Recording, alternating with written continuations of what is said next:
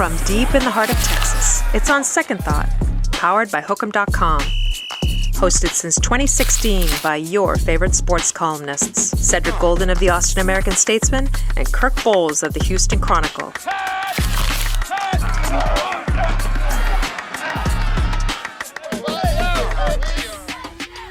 Let's do it, fellas. On Second Thought, powered by Hook'em.com. Cedric Golden here with the Dr. Kirk Bohls. Kirk, great opportunity today to figure out what's going on over at the University of Texas. The illustrious athletic director, Chris Del Conte, had his annual town hall, which met with raucous approval a couple of weeks ago, and he's agreed to come on our little show. CDC, how are you today? All is well. Good morning, gentlemen. Good to be with you. Our annual meeting. It's always on the books. Always on the books. Hey, in the overnight, practically you won another national championship, indoor national championship by the men's tennis team. Yeah, so proud for Bruce. And he had a heck of a run because he had to go through Baylor, TCU, Ohio State, that little run he had. Well, and you think about Baylor, TCU, Wake Forest, Ohio State, they're all top 5 programs. All won, 3 of those, they've all won a national championship the last 4 years. So the run he had, and typically we're not an indoor team, right? We're an outdoor team, and he, really happy for the boys. I talked to them last night. They were super pumped. It was great. There's about 65 national championships. You guys are the premier athletic department in the country, right? You know what? I mean, right now we're on a heater. Yeah. You know what I mean? And I think you look at longevity-wise, I think that was either 68 or 69. So thanks for cutting it short there, Kirk. But there's some AAW. That all counts, bro. Let me run some of those. Are national championships. I mean, the OCP will be on your rear end if you don't count them, buddy. Okay? or mine. But you look at that, I think just one of those things where our coaches are all and they all celebrate each other. It's a really cool thing. All the coach last night we put it up in the middle of the basketball game and the crowd went crazy. It's just I love the fact that our coaches celebrate each other for their accomplishments. When they're not doing as well, they all pick each other up. It's a really good culture. Is it a heater, or is this just who Texas is right now? I think it's who we aspire to be. You guys have covered us for a long time. There's ebbs and flows in any department. And you think about when we aspire to be great in everything we do, but there's 300, 400 teams out there competing in tennis as well that all aspire to win it. So it's hard to do, but when you do it, it's great. So when I say we're on the heater, it's just collectively, I think we've won 17 in the last 5 years. So you kind of think about how that's going. It's a heater. And it cuts across, all the sports. So that's one thing you're proudest of, especially having won the Directors' Cup for the last 5 years. Don't know if this year's possible. I know y'all were like 31st in the standings. Tell me. We were, but we were last year too. We won by 1.5 points. You know what I mean? So it's all, if men's basketball continues to do what they're doing, women's basketball gets in the tournament, and then all of a sudden you have swimming. Our big push is in the spring. A lot of those other schools that are way ahead of us have 36, 37 sports, and they have big falls. We don't ever really have a fall like that. You only have 4 sports in the fall. Of our 20 are in the fall. They got like men's soccer, women's field hockey, a whole bunch of them like that. You name it, they all have fall activities, right? And we have 4. So you think about, you have to be, and for us to win it, we have to be damn near perfect. Yeah. If you have 36 sports, you can pick any of your 36. Yeah. So you're right. I like our chances, boys. No margin for error. So, let's get into the town hall. One of the main reasons we wanted to have you on here. I don't know what jumped out at you said. I don't know. Fans may say season ticket prices are going up. Said and I heard that we're moving to the south end zone. So I hope we're going to be able to see the game from there. You took a shot at Bohls during that town hall. Props for that. Well, because he's the only one that comes up in the media's name that I could recall. There's like when I was in Arizona, there's a name Greg Hansen. He used to always wear me out. So it's like Kirk Bohls wears us out. So if you have an opportunity to say, oh, and by the way, it's like in the Masters when you cover golf, you sit in a press box and watch from a tent. Not if you're Kirk Bohls. In essence, you could do the same. Kirk Bohls ain't walking 18 holes. So, Tell him what you did at the U.S. Open when Tiger won and Kirk.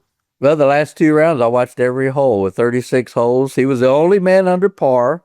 I kept looking for you to walk with me, but I didn't see you. He's the only guy out there allowed with a scooter. True that. Hey, and before we get into some the town hall business, y'all have decided to cancel the Arizona State series in football in 32 and 33. They agreed to that. Why did y'all feel like you needed to cancel that? Well, it was not even supposed to be scheduled. Let me tell you what happened. This was 2000. Whenever we played Monroe, we had an opening in a game, and we've never played a 1AA opponent, and I needed a game. Right. Monroe had Arizona State on the schedule. Okay. And Arizona State said, "Wait a minute, we don't really want." And it was a get out game for Arizona State Monroe. We pick up that game down the road. Okay, does that make sense? It was a pickup game. So we were looking for a game. Monroe scheduled to play Arizona State. There was a scheduling. One got out of one game. We agreed, okay, we'll play you down the road. Let us play Monroe right now, knowing that we're never going to play that game.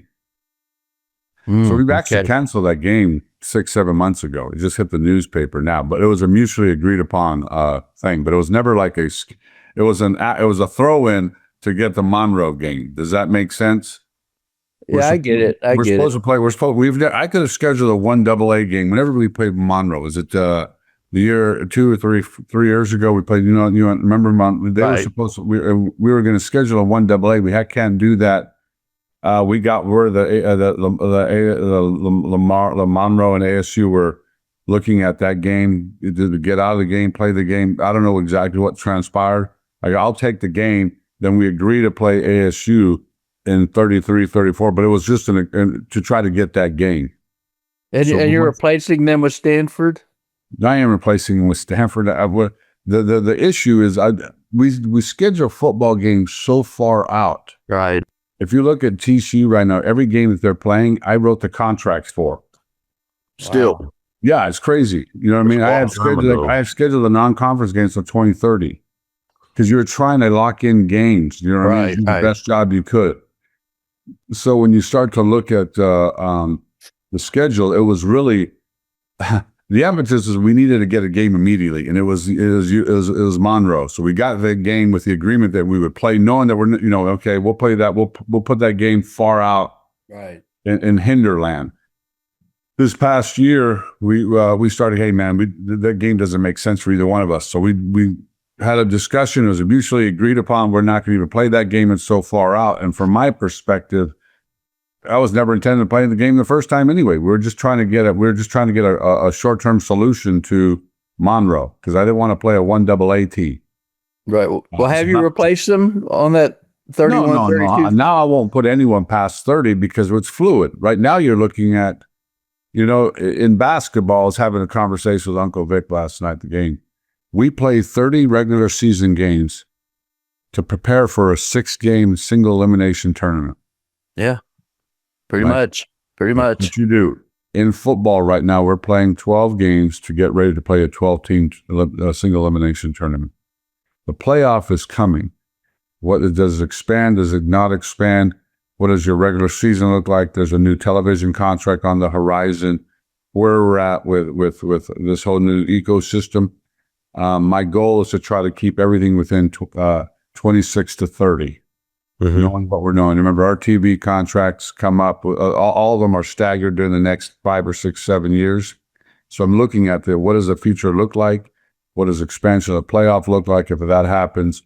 What does our new ecosystem look like? So instead of being like it used to be, let me schedule teams 10 years out.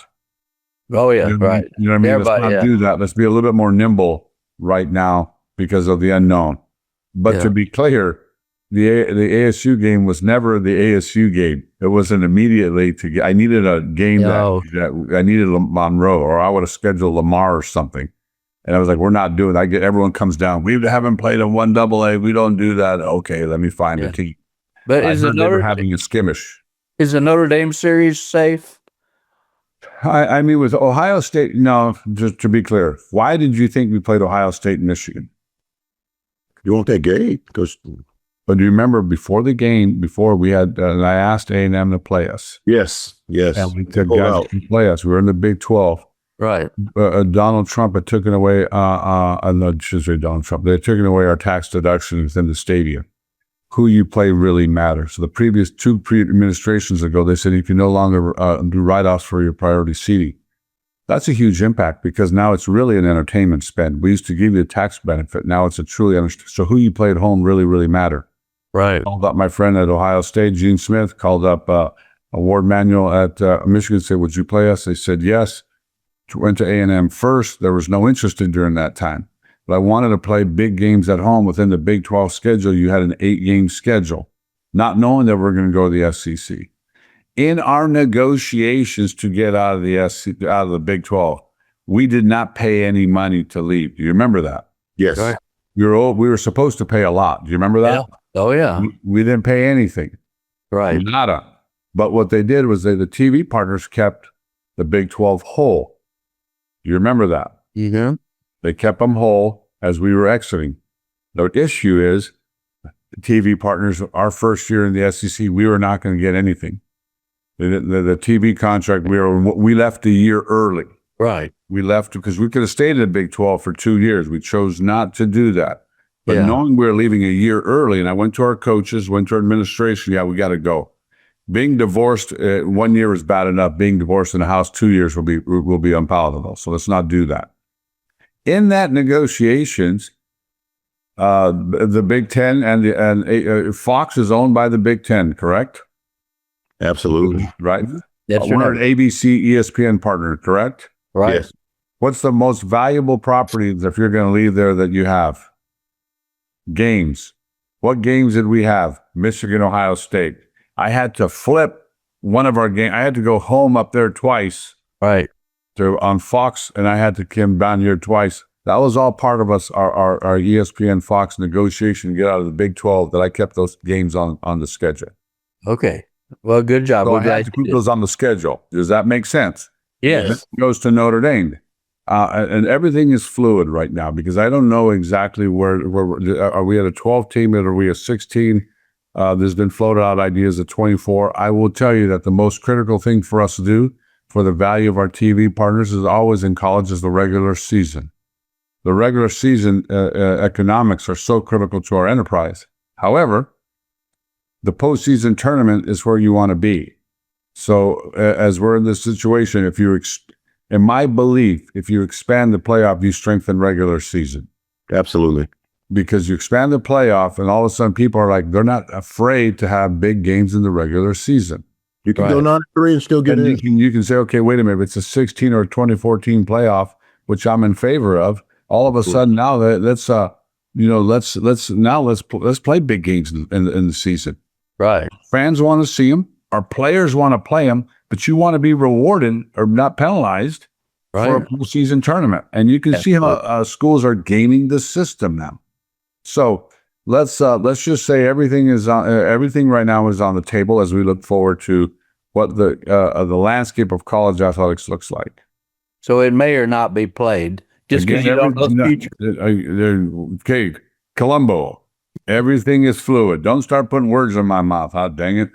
Put the trench coat on him. Put the trench coat on him. I mean, God bless America. You've never hidden from the fact that you are in favor of expansion. Why was it so hard for these guys to come to an agreement? Because we thought in January that it was going to be 16 minimum. So what was the holdup on those negotiations? Well, I remember we had just signed to go from two game to 4 right away to 12, down to 16. We just signed a new TV agreement. We just had new partners go from 2, 4, 6 from 2 to 4 to 12. We moved lightning fast in its ecosystem. Now we're going to move again. Spoiled. So we're spoiled. I mean, so part of that is, hey boys, now I get it. We went from the newspaper, Kirk Bohls, voting you for a national champion or not, to a bowl system, to the BCS system, to the 2 playing, to 4, and now to 12, and now we want to move again.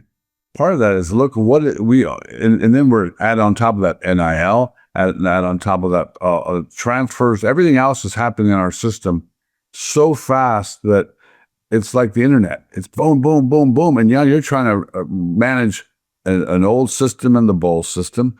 Looking at what television contracts look like. Look, we just started our new playoff contract this year. Right. Part of that is just managing that whole amoeba, and it's not as easy as you'd think. But going through it, we've realized, okay, 2 was okay, 4 was okay, 12 is better. Where is the real sweet spot? And that's just part of the process. Yeah, I agree. And I thought you should have been in 9-3 just because of strength of schedule. You beat 3 top 10 teams and played 5 top 20. And Ohio State to 14 points. Yeah, exactly. You played them closer than anybody other than Indiana. So, well, let's move on to your town hall and let's talk about ticket prices. You raised them 7%, but froze them for 3 years. You raised the OU ticket price to $250, froze that for 3 years. How does that compare to other schools in the SEC right now as far as ticket prices? I haven't really did the analysis because they're all so different. And I mean, it depends on where location you're in. If you're in Starkville or if you're in South Carolina, it all depends on where you're located. And it all depends on your sport too. If you're Kentucky basketball, it's a completely different price point. Yeah, absolutely. You know what I mean? So it's just different. I think one thing you looked at, we added a 7th game. Mm-hmm. And you add a 7th game, it's really where the price came from when you think about it. Because, we had been a 6-game schedule, and to have 7 home games is awesome for us. And that's really the economics of that 7th home game. Explained that at the town hall. The OU game, we've that's a 3-year lock-in. And so we just said, okay, if we're going to do that, let's just make sure we lock in for the next 3 years. From my perspective, knowing there's going to be an increase of 7%, saying, okay, we had the 7th home game. That's the increase is the 7th home game. Let's just lock that in. So for the next 3 years, our fans aren't worrying about, oh my gosh, what's going on? And we then have to do a really good job in-house managing our budget, understanding what we're doing. And it gives me a 3-year lock into, okay, here's if we do well, I know this could be your budget on this number. So when you do a budget for me, now for our Rob Novak is an incredible, our CFO, but when I used to do that, I used to always have known numbers. Here's a known number, here's a known number. That's scary. So when you have known numbers on your budget, would be television, if you sold out, here's a number, if you did this, to build a budget. Because remember, we don't receive any institutional support from campus. Right. We solely rely on our donors and the Longhorn faithful to support our athletic program, and very, very grateful for that. But it's always we only have 2 revenue sources: football and men's basketball. Everything else on a P&L loses between 1 and 6, a lot of money. Right. But they enhance the brand so much. So we have brand enhancers, and then you have those that drive the engine.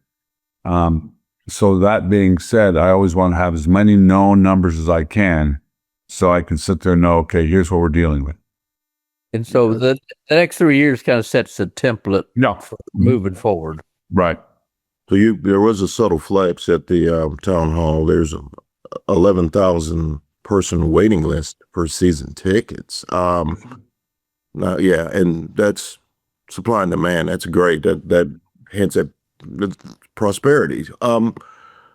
What's the breakdown of student seats to regular people's seats, and can some of those 11,000 sneak in? Can you add people to the into the stadium from that 11,000? It's interesting. When you look at that, we have a big ticket you buy a big ticket, right? And it's just a lot of it. You can get into the games, right? And you look at that. It goes back to the history of this great institution and the history of DeLoss and the history of Coach Arroyo. way back when they built DKR. It goes way back when. We've had this massive fan base. So when you built and you expanded the stadium, percentage-wise, you'll look at some schools that have a lot bigger student body, but their fans don't count. You know, right. We'll sell close to 70,000 season tickets. Other schools will sell 50,000, but give 30,000 to students. Our supply and demand, on the other hand, has always been so high. I can't go take away from that. Does that make sense? They've had them forever. When you're selling 70,000 season tickets and others are selling 50, but selling 30,000 student tickets, you look at that and go, wait a minute. But if they could have sold 70,000 season tickets, they would have. Would have just been, so our stadium is just a little bit, it's awesome in that we have this waiting list. It's awesome. We have students that want to buy a big ticket. They come, they create a great environment. When I first got hired here, we used to have 6 different sections for students. Remember, we had seniors, then they had donors, and they had juniors, and they had donors, they had sophomores, and then they had graduate students. They had these weird sections in the stadium. We went to one complete section, a general mission, which was first come, first serve, which was a complete disaster against LSU. God, it was like, I walked into the bleachers afterwards, and that was like White Claw had just become like good. I could not believe the amount of White Claw bottles in the stadium. How do they sneak them in? Anyway, we went to a new system now, and it's not perfect, but it works. Yeah. And you're going to grass at DKR eventually. Can you kind of explain the parameters of that decision and how soon? Well, let me be clear. I prefer grass. So do we. I prefer grass. But the head coach in any facility picks what they want. Right. In DKR, we've had an iteration of grass, field turf, AstroTurf in the history. We put grass in one year and there was massive flood. Mac took it out and put field turf right down the next year. Do you remember that? Immediately. Yeah. Mm-hmm. We should have just fixed the drainage instead of doing that, but we decided to take field turf off, and it was like a torrential downpour for one game. Might have been the Ricky Williams game. I'm not too sure. Maybe Missouri, maybe. But but Vince played on field turf. Everyone doesn't realize that Vince. We were on field turf with VY. Yeah. Early we were on grass. We switched to field turf. So it's been here the debate has been going on for a long time. Long and short, building a new practice facility. The practice facility will be done middle of June. Maybe early. We'll be there for sure in fall camp. You go by there the ice storm, everything always slows this thing down, but we're right on track to open this summer. Once Steve gets in there, he'll be able to understand how practice is going to look like. Mm-hmm. Because once you put grass in the stadium, fellas, you can never go on it. At TCU, we use grass 6 times a year. Right. You can't put those big boys on there. It is pristine. So now we also got to look at usage. How does Tory Beckton work out with the kids? Where do you go to do the indoor? Where do you go? And where do we have camps? The camps. Fall camp. We'll probably still keep fall camp with the grass fields up top. Right. We'll still keep them there during fall camp because you want to just tear it up, right? Right. But Steve really wants to look at how you go through a season, because I think in his mind, he would like grass as well. The trepidation is just how do we have enough field space locally to go back and forth during the season of training. So we're going to use the fall to look at it, and if everything goes as what I would like it to go as planned, then you can anticipate something happening next year this time. What are you going to do with the bubble? I think the bubble, short term, it'll come down, but that thing is, oh boy, it's hanging on by a thread now. That thing is built like in 2000, state of the art. It has these huge cables holding the thing up. It's one thread away of just imploding. It's common. Every time you go in there, and then you're at the shoe. We continue to patch it up. I go, yeah. But I think we'll take the bubble down. Obviously, you can put 2 fields up there. At some point in time, I'd like to address soccer. I think soccer, our soccer, we're the only soccer program in the country right now that's still inside a track. Only one. Wow. Yeah. So North Carolina used to be. Now they got their own system. So for the women and for our growth of that sport, what we want and aspire to be, we draw really well. But that soccer stadium seats about 25,000. Yeah. I mean, you'll have 3,000 for a soccer match. It looks empty. It does. If we had a 3,000 seat stadium, it looked jam packed in the environment. It'd be great. So eventually, I'd like to do something for soccer. So you'll keep Dinius Field. Would the Bubble location be ideal for a soccer field, or is it big enough? It could. It all depends on what we do with football.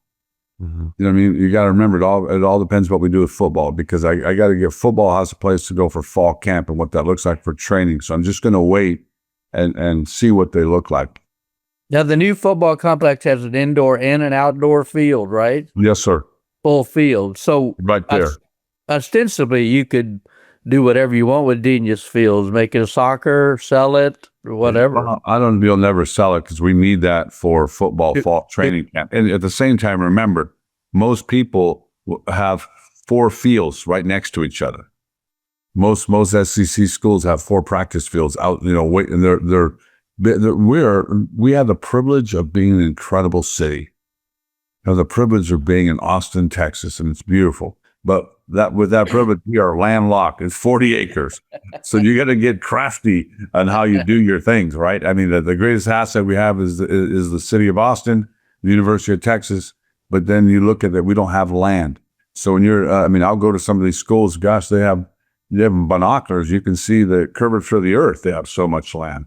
With us, we're looking at, so the fall will really determine our pattern of how we train. Right. You've got a partnership with Humann that y'all announced last August. It seems to be going very well. I don't think you have logos on every field or court yet. You don't have it at Moody yet. You just have signage, correct? Yeah, but we have Truist on the court, and that will roll off. When's that going to happen? I think wherever the contracts roll off, then you'll add them. Okay, and talk about the partnership. And do you take the product? Yeah, I take the product. What does it do for you?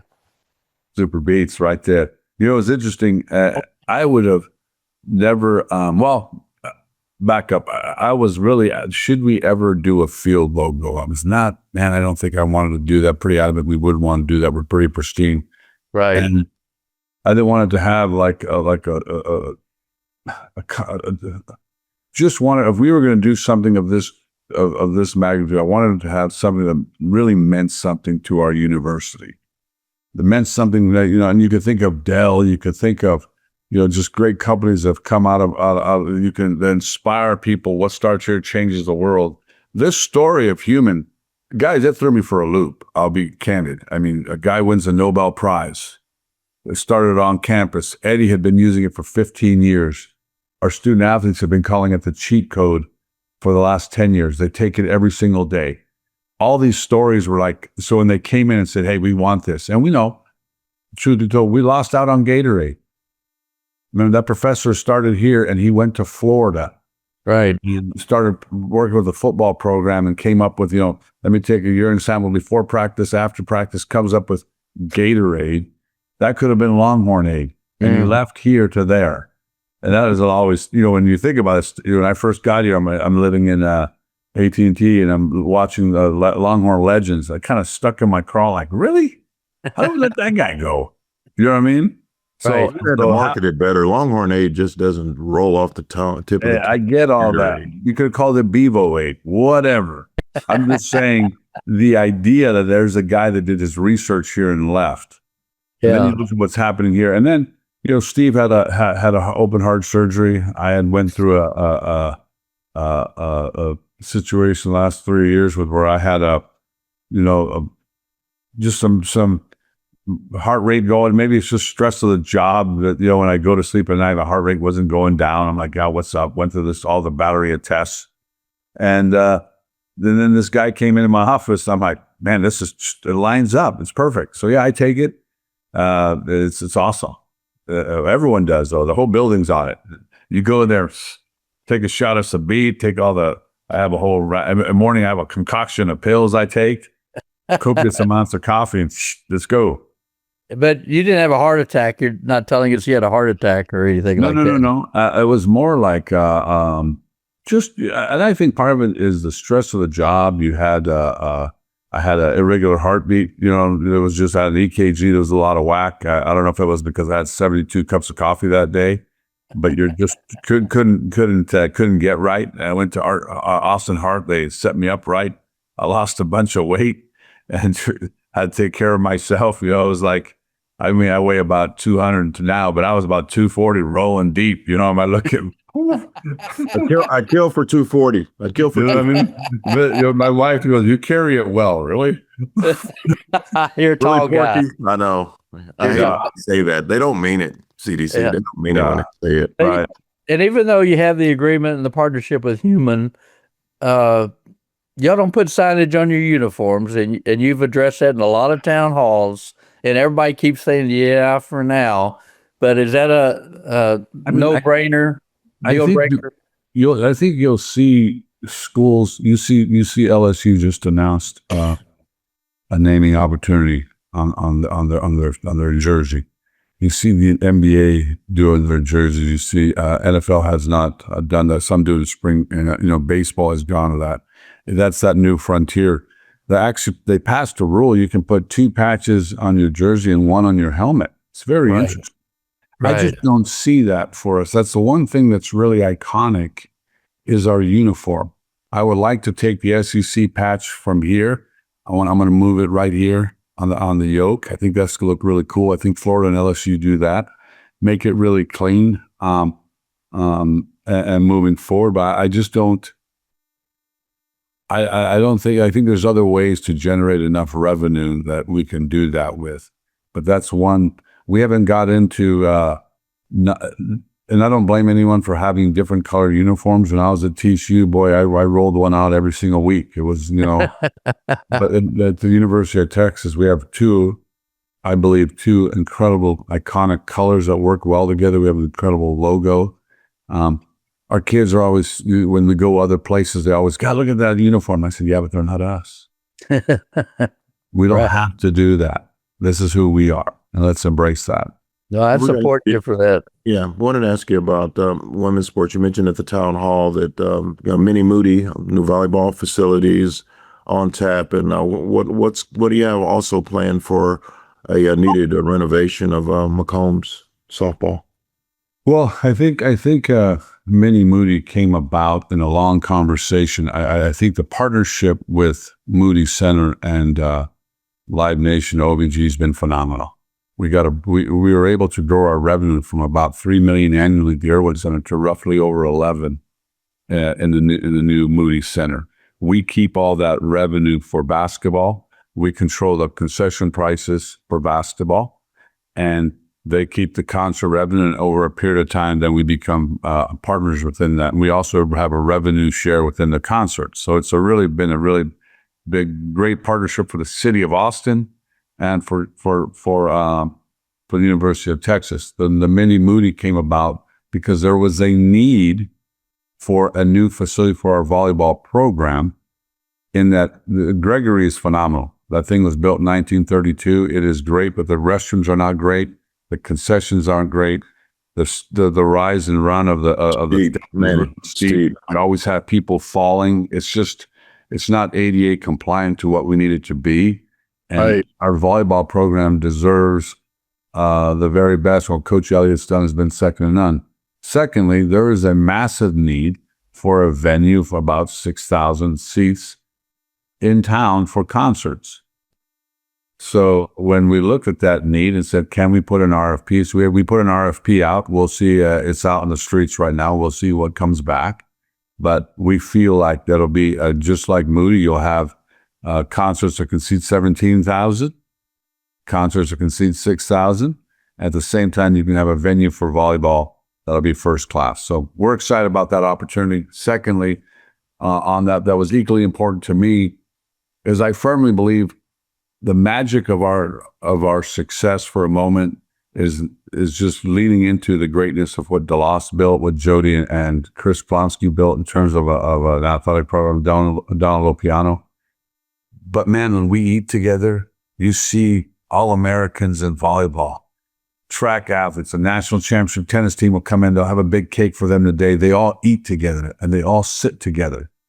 You'll go to a tennis match, or 5 football players, they're watching him. It's just like they're always around each other. And I firmly believe that fosters greatness because they're all going through what it means to be great. And they're all great with their talent. They can share those things. So we're going to build an Olympic village for our student athletes too. And imagine housing all of our student athletes right there, an apartment style housing where they have an Olympic village right next to Moody. So they live there, they eat here, they train here, they're on campus, and that energy, that synergy, and that ecosystem, I feel is going to be the edge for us as well. Yeah, blueprint. What about golf? Yeah, we have a blueprint for both. We both announced those, and there are RFPs on the street for both Olympic Village, our student athlete village, and for Mini Moody. Softball, we had an incredible gift, a lead gift of $10 million. Really excited about that. We'll use that as a match. We're in the process of Ernest looking what that looks like, because the way the street is looked like, you have Kamal. We can't switch the stadium around, and we were really landlocked. So you got to figure out how you're going to take that down, preserve what we built 3 years ago with the student athlete batting with the hitting cages and the locker room and all that. And it's just building outside around. So that's all being designed right now. So you would dismantle McCombs Field and just start from scratch? You know what, Kurt, everything is on the table right now, what it looks like. We don't know yet because the bones of that aren't bad. Right. The bones but do you extend all the way down? Do you put outfield seating? Right behind the outfield, we just found there's a huge, it looks like a divot. We put we cantilever some bleachers over, but that's where all the electrical system is. Oh no. Inside of campus. So we're just finding things out right now where they've laid things. It's not like we have a clean slate. So they're all looking at every little thing. Okay, if you got to move this, when you put all your electrical and your drainage, that's a huge things to move. That's what took us so long. We had to move Mini Moody because we had everything on that side because they built that chill plant before. So they're going to have to go through all those. So they're doing all that right now. Yeah, I'll know in the next couple of weeks. Lastly, for me, you kind of mentioned the cafeteria and everybody coming together, sitting together. I think Sean Miller's kind of really embraced that as well, coming from a different part of the country and never been to Austin. How would you say he's kind of acclimated to Austin and what he's got going on so far in this first season? You know, I mean, when I was at Epicon, we hired Sean Miller from American-Statesman. Actually, I had left. I was at Rice when Mr. Laviga was hiring Sean Miller, but I was the intermediary because, you all have the Columbo with the phones, who's talking to who. So I was at Rice. I'm the intermediary working with Sean. It was great. You had Calipari involved. The Final Four was in Detroit. It was great. There's a funny story behind it. And what he did at Xavier was unbelievable. What he did at Arizona was unbelievable. He got caught in a wash that it was exonerated from. Should have never left Arizona. I felt like if there's a guy that just got absolutely exonerated for everything that was a wrong he did not do and lost everything. And when you have a guy that has a chip on his shoulder, that has seen the bottom and is with the grind. Steve Sarkisian saw the bottom, saw the grind and what he's doing. You embrace those guys because they need no motivation. They need no motivation. They're bound and determined to get back to the top. And Sean Miller is an incredible human being, a great family. I love his family. And when he came over to the University of Texas, we had beer, and we all know that story. And I still talk to him regularly. Roddy did a yeoman's job. It was a time for a change at that point in time, and very fortunate to get Sean Miller, and I'm really proud of what he's doing. He's grinding with a roster that it's taken a little while, but they battle. I mean, no lead is safe, but they come together. It's awesome. Yeah. You mentioned last one for me. You mentioned Uncle Vic Schaefer. After the Vanderbilt loss, said he was going to have to call his boss and apologize. Vanderbilt's damn good, CDC, and Uncle Vic gets after those women, and they responded in kind with a big win at LSU.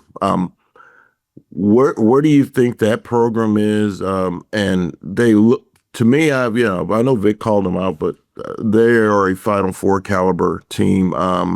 Where do you think that program is? And did he really call you and apologize for losing that game to Michaela Blakes, who might be the best player in the country? He did call, not to apologize. He called to say, Coach, I should say apologize. He called to say I was wrong. And he says it was never too late to learn. And, young kids need to be needed, right? They don't need to be needed. They need to be, the kids don't want to be wanted. They want to be needed. Big difference. How do I fit? How do I fit in this system? They're not needy. How do I fit in this system? And Coach is an old school coach, but he loves those girls dearly. And he has a great culture in the room. And you know what? And he said, man, I want it so much for them. And we sat at the basketball game last night, and we talked a long time about how, and he goes, I wanted him to know I wanted more from him. I said, Coach, I get that. And then you delivered a message. You don't apologize for delivering the message, but your locker room needs to know that you love them, and they do. I mean, I saw Maddie in the cafeteria. CDC, we got this. It's great. You know what I mean? We got this. We're good. But at the end of the day, we didn't play our best, and we had just come off a big game against LSU. We're going into now. You're trying to play for a number 1 seed, and we lost to a really good Vanderbilt team. Bounced back against Tennessee.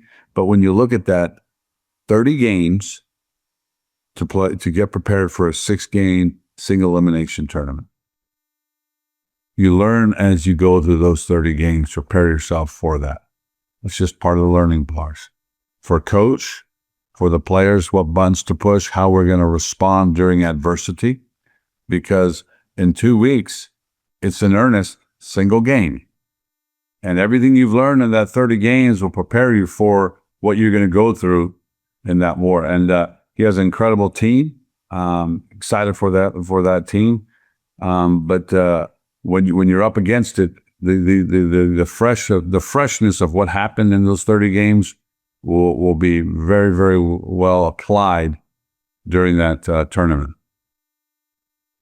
And Sark's going to win it all next year, right? Arch will win the Heisman. Everything will be rosy, right? Listen here, Bohls, you will rip us a new one up and down anyway. What are you talking about? He loves you guys. He loves you guys, CDC. If that's love, that's like a porcupine. You're not too sure what end you're going to get. It's tough love. It's tough love. However, I do think, I mean,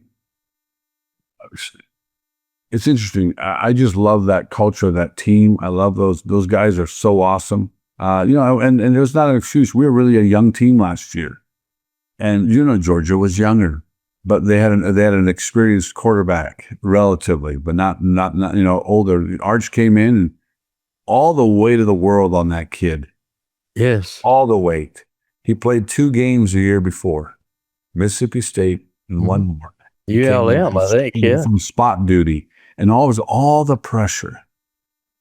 And to watch that kid not give up, grind through it, his team persevere around the amount of, the winning tradition of the University of Texas shall not be entrusted to the timid nor the weak. You know that better than everybody. To watch how they just galvanized and played through, I was like, wow, that was awesome. So yeah, there's a lot of expectations, but on every one of our sports. I mean, that's why you come to Texas. You come for that. And I think pressure is felt when you're not prepared. And the kids they were prepared as best of their ability, but they didn't have the experience. And you saw them start to work their way through it. So a lot of hype leading into this season, but I like the team. I like how we're laid out. I love the coaching staff. Should be a good time. And the revenue sharing, all that's working out. It's such a different time because, you also got to remember you're asking kids to come to the University of Texas the most important thing is the degree. If you come here, only 2% of you guys are going to go pro. If you come here, you get a degree from Texas, man, I'm telling you, we've been rated a public Ivy last year.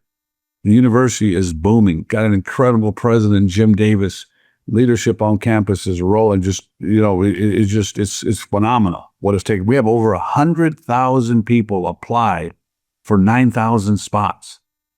Really? We are scorching hot. Wow. I mean, we are scorching hot, and kids want to come here, and the city's so vibrant. So when you start to think about that, the idea of what NIL looks like, you just can't get lost sight of it. But it's a factor now, and it's a factor in decision making. People are saying, "Well, I want to go somewhere else," and you're now managing an enterprise that is. You don't begrudge someone for someone leaving to go somewhere else, but what are they really leaving for and why? And if they're not going to go, if their pro prospect really isn't there, but they can make more money somewhere else on a short, that happens. You know what I mean? Yeah, that's the climate. And it's we need regulation, and I always harp on this. We have 39 different state laws. We have guys being eligible that are 9 years in college, 6, 7 years in college. Oh, dumb. They'll just go to a local judge and file a petition. The NCAA, and hear me, boys, is not the problem. We wrote the rules. Right. The NCAA is only enforcing the rules we wrote. I agree. We go in a room, we write the rules, and then we break them and lawyer up and blame them. Yeah. Because we broke them. It's not. Yeah. So then all of a sudden this became this. And so when we're asking for a narrow antitrust exemption, we're just saying, can we have a law that we can just govern ourselves and that we're allowed to at least govern the rules we have on the books? But we're blaming an entity that we wrote the rules in. Y'all created it. We've asked them to help enforce the rules that we broke. And then we lawyer up. So now we have all these state laws. In fact, the guy that just came out about the transfer, he was all for transfer. Now he's coming back. Oh, no, we need to put that genie back in the bottle. Well, you're the state general attorney that led the charge on this. Yeah. And now you're seeing the effects of this. And now you want to put it back in the genie back in the bottle? What are you talking about, big fella? We tried to tell you this the first time. But we have a lot of people in our ecosystem that they don't know anything, but they have an opinion of everything. And when you don't know, and you tell me what you think, but what you don't know, you can't run an enterprise that way. You need an umbrella, man. You need an umbrella. I think you need a college football commissioner. I mean, somebody cares about it. A Mac Brown, a Nick Saban, somebody who's invested in the sport and doesn't have a dog in the fight. Yeah, but it's different because, in high school, you have 5A, 4A, 3A, 2A, right? All Saints doesn't play Westlake. They get crushed. You're saying, okay, we're going to put this rule in place of name, image, and likeness, so you can revenue share of 20 million. They don't have 20 million in their ecosystem, but they're trying to compete to stay under the tent with these schools because they're under the tent instead of competing for their own championship. They're doing everything they can to stay within the tent. It's impossible for that to happen. But now they're taking institutional resources to help fund their athletic department. Well, at some point in time, wait a minute. You're here to get an education. Where's the mission? When you start making economic decisions just to stay viable within the tent, it's a problem. Yeah. And, we've created this system of the 110 theory. And the basketball tournament used to be 16 teams. That's when Kirk was first covering the NCAA basketball term, and UCLA was on that run. It was 16 teams. Yeah, you know what I mean. Then it went to 32, and then when Magic and Bird played, it was 48. It did not go to 64 until 85. Right, but what that did was 32 teams got an automatic bid to the tournament because you won your conference. Exactly. So 32 teams automatically get in, whether you're beat 9 and 18, but you won your conference tournament, you're in the tournament. And we built that tournament off David and Goliath. We created scholarship limits in the 70s. So you used to have unlimited scholarships. Now you're going to create scholarship limits. What did that do? The rise of other schools because they weren't stockpiling talent. You hit TV at the exact same moment in the late 70s. Where all ESPN came about and there became a new ecosystem. Georgia sued with Oklahoma in 83 to have more viewership. All these things happen with the 1/10 theory.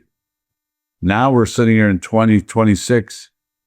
Do you want to be a part of it? Here's the new rules. No scholarship limits, and you can spend up to $20.5 million with a 3% escalator every year. It's going to be hard for schools to operate under that ecosystem. And people are going to spend themselves silly just to stay within the tent. That's so you think we're going to have a break off, though? And have a 2-10? I don't know, because everyone's going to make decisions on their campus that's important to them.